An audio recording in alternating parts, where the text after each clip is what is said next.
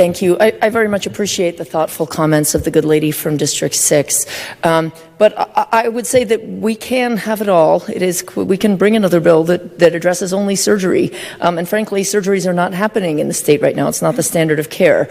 And so I'm very concerned at banning something that is not happening and taking along with it a ban on something that is happening and that is saving lives right now, and a ban of which will cause indescribable pain and difficulty to many families in the state.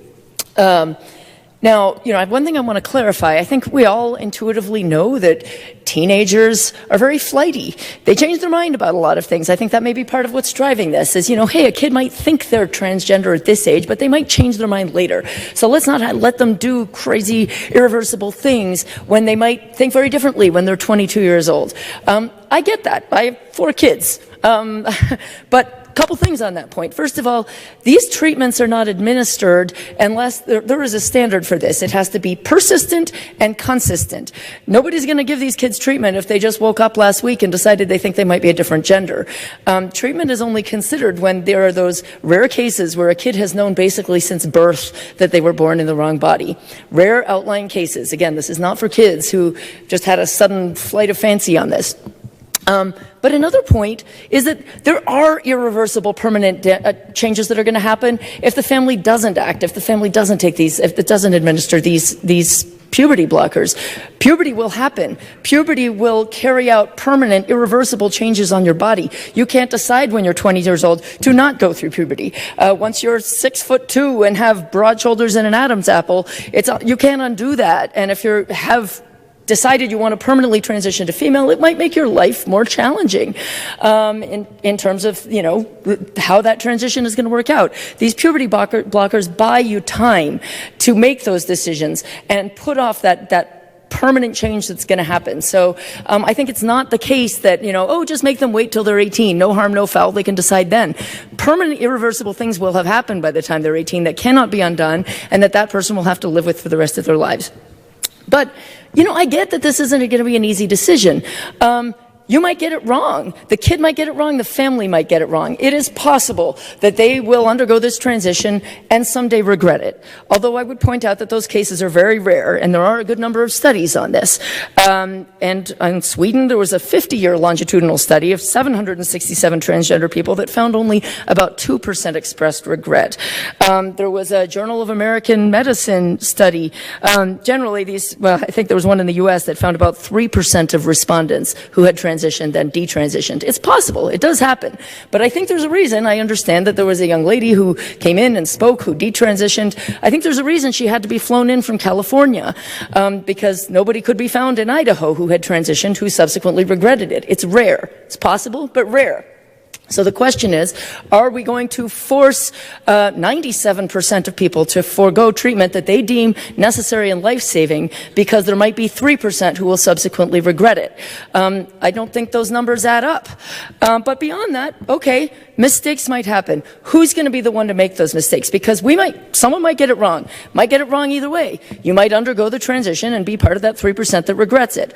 Or the youth might not undergo that transition, might not undergo those puberty suppressors, and might end up taking their own life or having a severely diminished quality of life for the rest of their days. And we know that we're looking at a population that has over 50% suicidal ideation and attempts. So this is a very, very serious threat.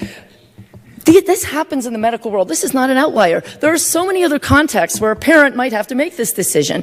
If a child has a heart defect that gives them a 5 to 10-year lifespan, do you do a heart transplant if it might create a 30% chance that they die immediately? Do you do brain surgery to address a low risk but possibly fatal hemorrhage if it causes the child to go blind? Do you do surgery that might prevent seizures at the cost of losing the function of your right hand? There are a million scenarios where there are win-lose, where something might go right, something might go wrong. And the costs are incredibly high. and the risks are incredibly high. Who is the one that's going to make those decisions? Are we going to take all those decisions away from parents, or are we going to let the parents make that call in consultation with the best doctors they can find? In every other scenario, even when the risks are life and death, even when the risks are incredibly substantial, we let the parents make that decision. And here, I don't think that this is such a unique outlying scenario for many of those others. Again, particularly when we're talking about reversible puberty blockers. This is something that should be in the hands of parents, and this is not a crazy decision for them to make. They're talking about treatment that is endorsed in the appropriate circumstances by the American Medical Association, by the American Association of Pediatricians, by the American Endocrine Society. There is a lot of medical evidence on their side from extremely authoritative sources that suggest this is not a totally crazy thing for parents to be doing. And again, this is done after months of deep thought and consultation with experts. But again, this body, again, it's a sore spot for some, but this body has chosen to allow parents to withhold life-saving care, to let children die because they care so much about parental rights. And yet we're not going to let parents administer potentially life-saving. I'm going to refer to other legislation. I think there's a rule that needs to be suspended, and I think that there was an attempt to refer to other legislation that's in the Judiciary and Rules Committee.